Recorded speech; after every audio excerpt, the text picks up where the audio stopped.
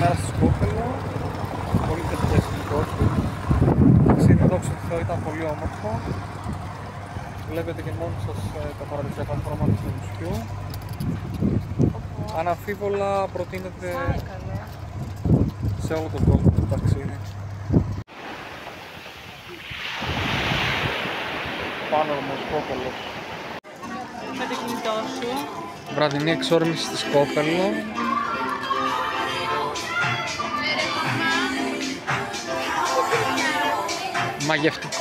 Μαγευτικά σοκάκια.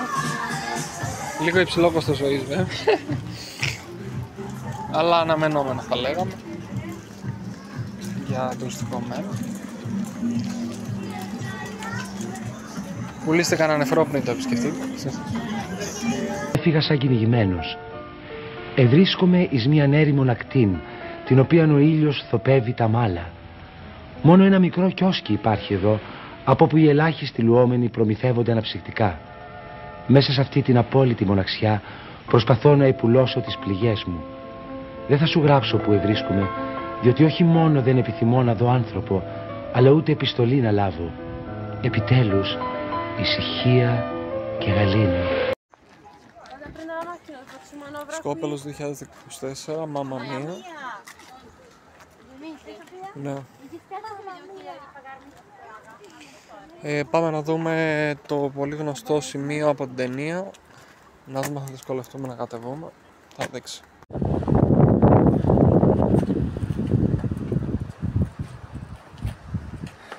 Στον Άγιο Ιωάννη, απογευαστική ταινία.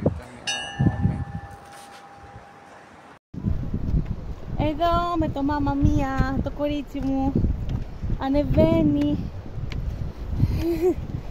Είναι λίγο επικίνδυνα, αλλά το παλεύουμε.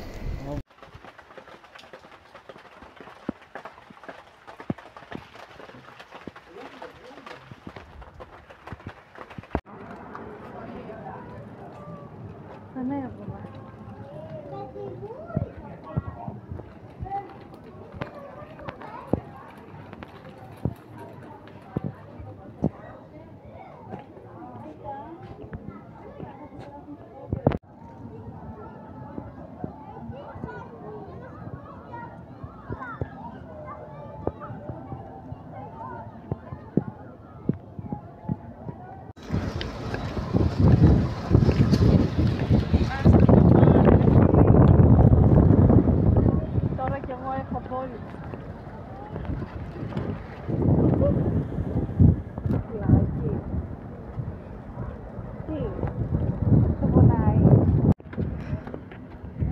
Παναγίτσα Πύργου, Σκόπελος 2024, το οποίο πίνακα ζωγραφικής θα λέγαμε. Μας αξίζει ο Θεός και το επισκεφτήκαμε και φέτος. Απολαύστε.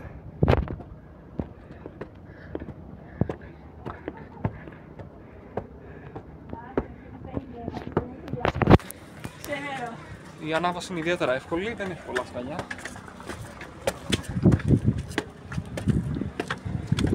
Είναι πανέμορφη. Απλά το κλεισάκι δεν γνωρίζω αν είναι ανοιχτό. Παναγίτσα του Πύργου, κατάβαση. Πώς φάνηκε η θέα? Πολύ όμορφο. Προσέξτε τώρα λίγο στην κατάβαση. Πολύ όμορφο το τοπίο. Y yo la sigo enamorando, regalando, tú te comprando, lo que usted mamita quiere.